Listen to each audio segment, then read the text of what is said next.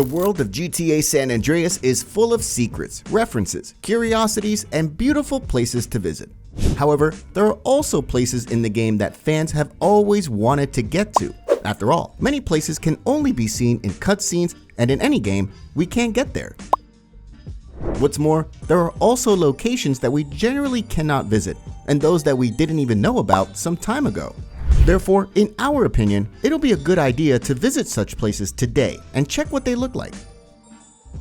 Welcome to the Gaming Investigators channel, and have fun! At the very beginning, we think it would be good to say something about the so-called hidden universe which is housed in the game world. It all started relatively soon after the game's release, when the gaming community set about discovering the curiosities of the game world. Over time, when all the nooks and crannies were meticulously searched by fans, new possibilities appeared, and this happened due to finding a new dimension. Inside this dimension, the players managed to dig into rooms that we simply can't get to in normal gameplay or during cutscenes. Probably some of you may be wondering why Rockstar North created this place at all. Well, it serves as a kind of container for holding interiors. Considering that there are a lot of interiors in San Andreas, keeping them in the game world would not be a good solution in terms of optimization. The very important thing about the hidden universe is that it's not one dimension. There are 18 hidden dimensions in GTA San Andreas. Personally, we recommend that you get a modification that gives you access to these interiors, because then you don't have to bother with longer procedures to visit these interiors. In the meantime, we're moving on to the first location on our list, which is the World of Coke restaurant, which was supposed to be located in several places in the state of San Andreas, among which one of the most famous was supposed to be the Rodeo district in Los Santos. It was supposed to be one of the spots where we could take one of CJ's girlfriends. After entering at the very beginning, we're greeted by climactic music like in some Mediterranean pub.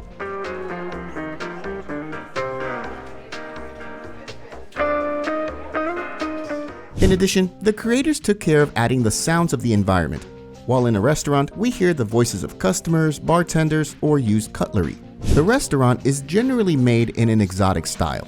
There's no shortage of vegetation inside, and many palm trees blend in nicely with the surroundings. The lack of a bar, kitchen, or toilets, that is the rooms without which every restaurant cannot do, is a bit surprising. After all, even in-game restaurants like Burger Shot have places like this. Probably the reason is that World of Coke was removed from the game at some stage of development, and the developers did not manage to add this type of room.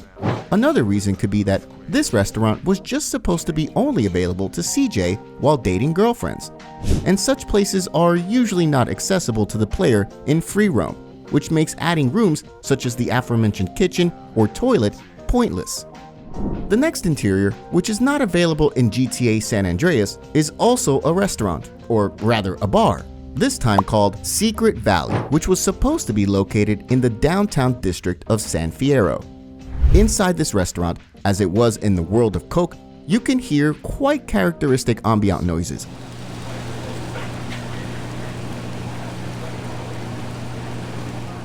In contrast to the World of Coke restaurant, this restaurant has a bar counter and, moreover, stairs leading to the staff room and toilets. It is true that this bar is not very large, but it is complete. It has rooms that should be in such a bar. In turn, as a curiosity, it is worth mentioning that in many houses to which we can get in the burglary side mission, we can find boxes with Chinese food that come from this restaurant. Furthermore, we also know that very early in the game, this place was supposed to look completely different. Well, we can read about it in one of the copies of the magazine Top Notch, which was published in April 1991, where we can see a shot from the beta version of this restaurant. Moving on, the next interior that we'll visit in this episode will be the police station in San Fierro. As we know very well, in the final version, the station is not available to us, excluding the garage and the landing pad, which are parts of the entire complex. Using the hidden universe, we can get inside the police station, which is definitely worth doing, because, well, the inside looks, what can we say, great. Crossing the threshold of the police station, at the beginning, we see the service office for people who want, for example, to report a crime. Additionally, the interior has a really huge number of rooms, each of which corresponds to a different department. For instance, on the ground floor, we can find departments for issuing permits and licenses, organizing meetings, offices of teams that work on given cases, or rooms used to train new recruits. If you head upstairs, you'll find the office of the police commissioner and the lieutenants of the San Fierro Police Department unit, and more rooms to train future police officers. While going downstairs, however, we have standard cells with prisoners. The next interior will be a mansion, which was probably supposed to be one of CJ's hideouts. We know this mainly due to the fact that inside we'll find a wardrobe, which is an inseparable element of almost every CJ's hideout.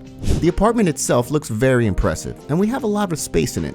It's very possible that this is related to the fact that this interior was created when the developers were still planning to introduce the possibility of buying furniture. In our opinion, it is a great pity that in the end, we don't have this hideout at our disposal because it looks really great. Then we go to Rusty Brown's Ring Donuts Donut Shop, which is quite recognizable in the Grand Theft Auto series. The first mention of this place appears in GTA Vice City, from both the advertisement of this store and the local police radio. It's known that the restaurant was to be located in the downtown district. How do you like to enjoy a Rusty Brown's Ring Donut? I like to lick lovingly around the outside and then thrust my tongue in the middle. I like to munch it vigorously. I just love the batter all over my face. On Friday nights, I just can't stop eating Rusty Brown's Ring Donuts. Oh my God, it's so good. Sometimes I like to wear women's panties and walk around 5th Street. When you go downtown, make sure you enjoy Rusty Brown's Ring Donuts. Unfortunately, it ended there because apart from references to the store by pedestrians and a box of donuts on the VCBI website, the developers eventually gave up on this idea, but wanted to return with its implementation in GTA San Andreas. In general, the place was supposed to have branches all over the state of San Andreas, but in the end, the names of various donut shops were added to those places, and the interiors themselves were abandoned. It's nice that we have the opportunity to see the interior of Rusty Brown's Ring Donuts at least for a moment during the Burning Desire mission. What's more, it turns out that in GTA San Andreas, the developers plan to introduce a menu for the players who could normally buy donuts in the form of meals, as it looks, for example, in Burger Shot. Two things speak in favor of this statement. The first one comes from the game files themselves, where, as you can see in the attached screen, the menu was supposed to include 3 meals.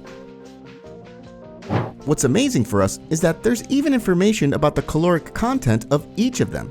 The second confirmation is the infamous Defective Edition. It turns out that Grove Street Games decided to create 2 icons showing donut sets for a restaurant that does not exist in the game. The next location that you must check out is CJ's Workshop in the Doherty district. The place itself is well known to the players due to the fact that there are quite a lot of missions there, which, contrary to appearances, are of great importance for the entire plot of the game. As for the garage itself, it looks a bit like a more pimped up version of the Transfender Workshop, which, by the way, we also see only in short episodes when we want to tune our car. What, in our opinion, immediately attracts attention is that inside the garage, we will not find the table from the Zeroing In mission, where the whole team was sitting playing cards, thinking about a business strategy. So this is it, huh? The great new business venture that's supposed to save all of our worthless lives? You want to get in? Look, I thought this was supposed to be our foot on the ladder. I thought we were gonna make this place work. Hey, it might look like we playing cards, but we actually planning. Don't worry, sweet baby. We're about to go get our first project. Of the more interesting things, it's definitely worth paying attention to the calendar that hangs on one of the walls. As you probably know, the time of GTA San Andreas is 1992, but there are certain premises in the game thanks to which one could be tempted to precisely determine the time of events in the game itself. The calendar shows us the month of January, which coincides nicely with the fact that when CJ flies to Liberty City in the mission St. Mark's Bistro, he is greeted by winter weather there. Unfortunately, upon entering the office, we are unable to find anything of interest. The only thing we see is that the whole place looks like a battlefield. There are a lot of beer bottles lying around, and in the background, you can see a destroyed TV and a broken shelf. At the very end, we will enter the house of Lance Ryder Wilson.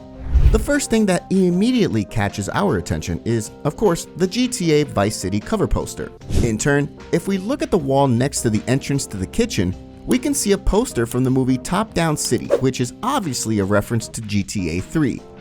And finally, we will see various pictures on the walls. But there's no surprise in this case because these appear quite often in other interiors. Summing up today's episode, as we had the opportunity to see, the developers had much more ambitious plans when it comes to interiors in GTA San Andreas. The refinement of some rooms indicates that some of them were close to finally being in the game. Of course, the fact that many interiors have been removed is nothing comforting, but it is nice for us that there is still the possibility to dig into these places and be able to simply explore them. In the meantime, we suggest you now watch an episode about which protagonist in the 3D universe is the best businessman. Thanks for dropping by, take care, and see you soon.